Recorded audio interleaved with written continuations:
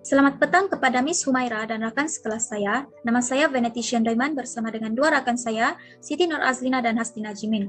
Hari ini kami akan membentangkan tentang tajuk tugasan kami, yaitu Rumah Ibadah Kristen Gereja Katolik Saint Michael Parish di Penampang, Sabah. Agama Kristen adalah antara agama terbesar di dunia dengan lebih 2,1 bilion penganut atau 1/3 penduduk dunia dan sering dipaparkan sebagai tiga aliran utama yang terbentuk, yaitu Katolik, Ortodoks, dan juga Protestan. Sejarah agama Kristen bermula melalui seorang individu yang bernama Rasul Paulus, dan beliau mendakwa berjumpa dengan Tuhan secara langsung dan juga memperolehi wahyu bagi mengembangkan ajaran Kristen. Penganut menganggap Tuhan Yesus sebagai anak Yahweh dan dikatakan membentuk sebahagian daripada Tritunggal, yaitu Tuhan Bapa, Tuhan Anak, dan Roh Kudus yang membentuk satu Tuhan. Seterusnya adalah latar belakang Gereja Saint Michael di Penampang, Sabah. Gereja ini adalah gereja tertua di daerah Penampang dan dimulakan oleh Monsignor August Wachter. Batu asas telah diletakkan semasa upacara khas pada 29 September 1936 semasa perayaan Saint Michael. Pada tahun 1886, misionaris Mill Hill menubuhkan pangkalan mereka di kampung Inobong, di mana gereja sekarang yaitu Sacred Heart Inobong atau dahulunya dipanggil Gereja Saint Teresa. Malangnya, bukit itu dipenuhi oleh roh wilayah karena penduduk asli pada masa itu kebanyakannya kafir dan mereka mengamalkan ilmu hitam. Pederi tempatan atau bobohizan mengamalkan penyembuhan tradisional dan menenangkan roh yang mereka percaya berkeliaran di kawasan itu dan menyebabkan penyakit serta nasib malang. Menurut tradisi, misionaris telah ditindas oleh roh wilayah tempatan dan mereka akan membaca tasbih serta memanggil malaikat Mikail untuk membela dan melindungi mereka. Ketika itulah para Pedri memutuskan untuk menamakan gereja Saint Michael karena gereja itu berada di bawah perlindungan malaikat Mikail. Kemudian para Pedri melihat keperluan untuk membina sebuah sekolah untuk mendidik anak negeri di Penampang. Pada tahun 1888, sekolah telah didaftarkan dan menjadikannya sekolah Katolik tertua di Sabah. Sekolah tertua di Sabah ialah Saint Michael di Sandakan dan menjadikan sekolah Saint Michael Penampang kedua tertua. Bangunan tersebut berfungsi sebagai gereja, sekolah, asrama pelajar, serta kediaman Pederi sehingga tahun 1996. Blok lama Saint Michael dibina pada tahun 1958 oleh Rev. Fr. Michael Henselmans. Oleh itu, nama sekolah Saint Michael bermaksud bahwa ia berada di bawah perlindungan malaikat Mikail. Saya Hastina Jimin akan menerangkan bab 2 tentang cara beribadah, jenis doa, dan jenis perayaan bagi agama Katolik Saint Michael di Penampang. Gereja Katolik Saint Michael Penampang mengadakan ibadat setiap hari. Ibadah pada hari Isnin, Rabu, dan Jumat adalah ibadah doa dalam bahasa Inggris. Pada hari Selasa, Kamis, dan Sabtu adalah ibadah doa dalam bahasa Kadazan. Pada hari Ahad atau dipanggil sebagai Misa Kudus, mereka mengadakan 3 sesi ibadah, yaitu sesi pertama pada jam 8 pagi untuk bahasa Kadazan, jam 10.30 pagi untuk bahasa Malaysia, dan jam 5 petang adalah ibadah dalam bahasa Inggris. Seterusnya adalah jenis-jenis ibadah dan doa di Gereja Katolik Saint Michael di Penampang. Ibadah Katolik yang paling utama adalah misa. Umumnya, misa diadakan setiap hari yang disebut misa harian. Misa juga diadakan setiap hari Minggu yang disebut Misa Kudus. Umat Katolik datang ke gereja untuk mendengar sabda Tuhan dan menerima perjamuan kudus bagi mereka yang sudah dibaptis. Membuat tanda salib adalah hal yang paling utama dilakukan di permulaan dan akhir doa, ibadah, dan misa. Tanda ini dilakukan dengan 2 atau kelima jari tangan kanan berada di dahi, kemudian ke dada, setelah itu dilanjutkan dengan menyentuh bahu kiri, kemudian ke kanan. Dan yang terakhir tangan kembali mengatup menandakan akhir doa. Sikap tubuh seperti berlutut dan menunduk menunjukkan bagaimana mereka merendahkan diri di hadapan Tuhan, terutama saat mengajukan permohonan doa. Antara doa yang diamalkan oleh umat Katolik adalah doa Rosaria dan doa Novena. Doa Rosaria adalah kumpulan doa yang kebanyakan diambil dari ayat-ayat Alkitab. Doa ini dilakukan sebagai kebaktian kepada Bunda Maria. Mereka selalunya melakukan doa ini sambil memegang rosaria yang berbentuk seperti untayan manik-manik yang mempunyai buah salib seperti dalam gambar. Dan setiap manik-manik mewakili satu doa. Kata rosaria diambil dari kata ros atau mawar, yaitu simbol Bunda Maria, dan setiap doa yang disebutkan membawa maksud menaruh satu kuntum mawar di kaki Bunda Maria. Menyelesaikan satu rangkaian doa rosaria artinya mempersembahkan satu mahkota mawar kepada Bunda Maria. Doa-doa yang dipakai dalam doa rosaria adalah doa Bapa Kami, Salam Maria, dan Kemuliaan. Ketiga-tiga doa tersebut juga disebut dalam misa.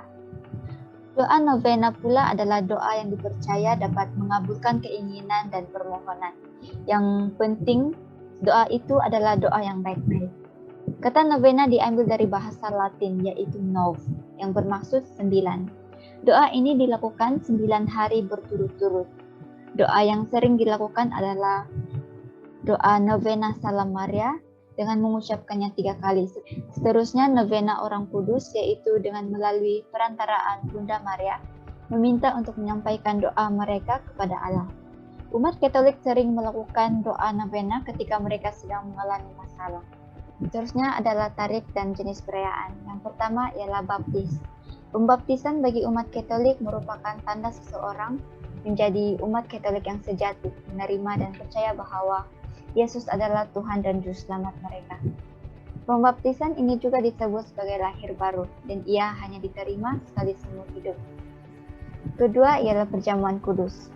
Ini dilakukan setiap hari Ahad atau hari Minggu yang juga disebut sebagai hari Tuhan atau misa. Perjamuan kudus hanya boleh dirayakan oleh umat mereka yang sudah dibaptis. Mereka akan menerima roti dan anggur yang tidak beragi.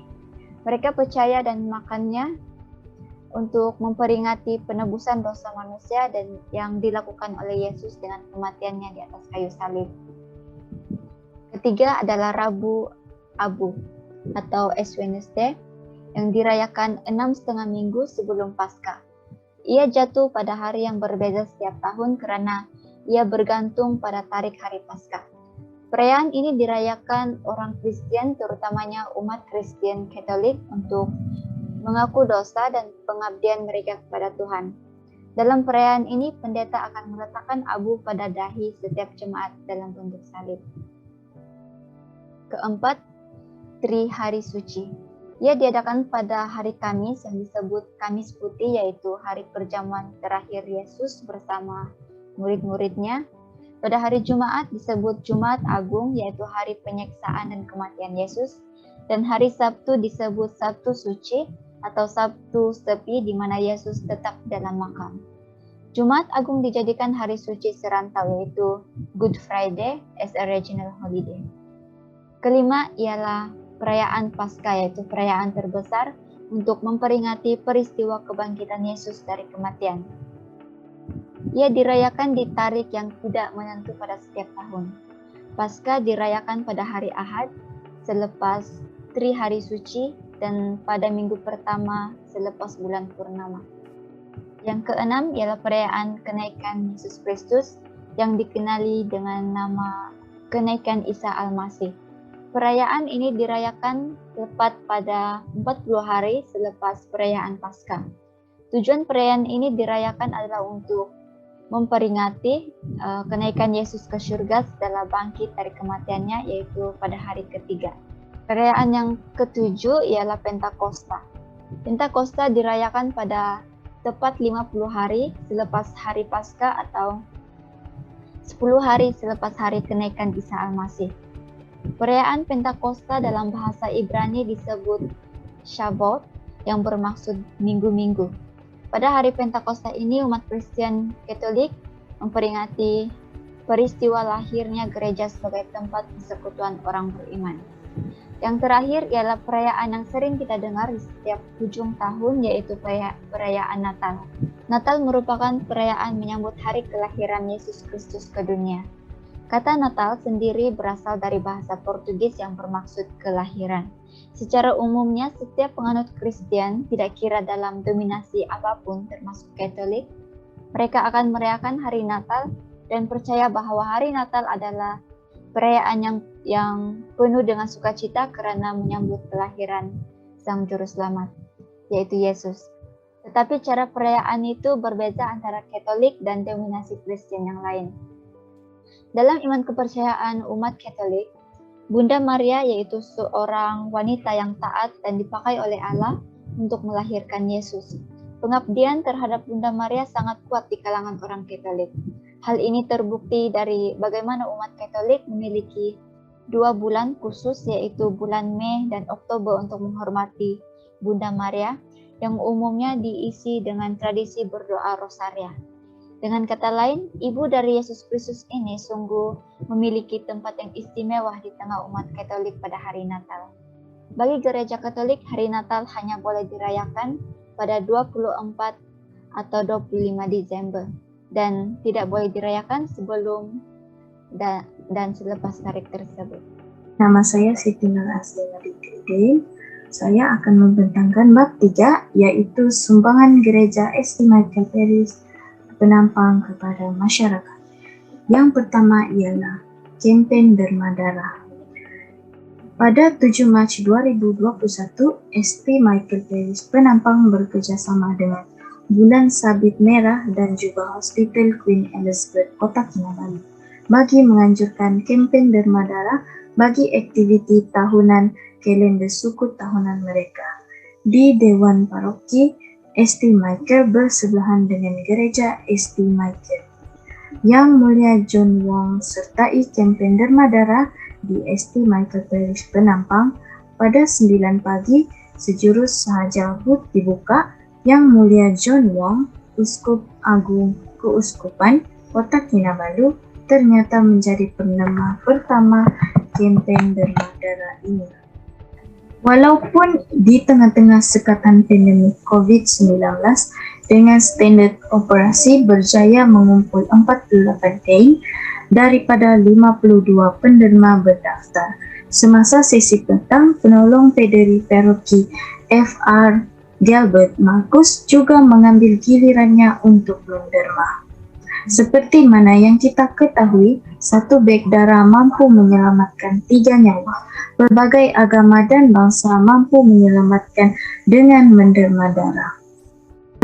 Dan yang kedua ialah pada 10 Mei 2020, Komuniti Pembangunan Insan Paroki St. Michael Penampang telah menganjurkan kempen derma darah dengan kerjasama kempen derma darah Persatuan Bulan Sabit Merah di daerah Penampang yang diketuai oleh SDR Adrian Aloysius di Dewan St. Michael Penampang yang dipengurusikan oleh SDR George Manson bermula pada 9 pagi. Program ini diadakan di Dewan PPC Penampang. Seramai 28 orang datang menderma. Pada 20 hari bulan hingga 22 April 2020, kempen derma darah telah diadakan di Balai Bomba Daerah Penampang, Anjuran Bulan Sabit Merah Daerah Penampang dengan kerjasama Hospital Queen Elizabeth dan Bomba Cawangan Daerah Penampang. Seperti yang kita dengar di corong-corong radio tempatan, tabung darah Hospital Queen Elizabeth sangat kekurangan. Beberapa para belia dan umat daripada paroki St. Michael turut mengambil bahagian melalui kempen derma darah dengan menjalankan tanggung jawab awam dan kebajikan mereka menderma darah. Diharap juga dapat memberi kesan kepada orang lain agar lebih lagi bermurah hati mendermakan darah semasa kes COVID-19 meningkat secara mendadak. Sebagai rakyat Malaysia, kita perlu saling membantu dan menangani keadaan ini. Dengan menderma darah, kita dapat membantu pesakit di hospital untuk mendapatkan darah yang cukup. Oleh itu, kita sebagai rakyat Malaysia perlu menyertai kempen derma darah ini.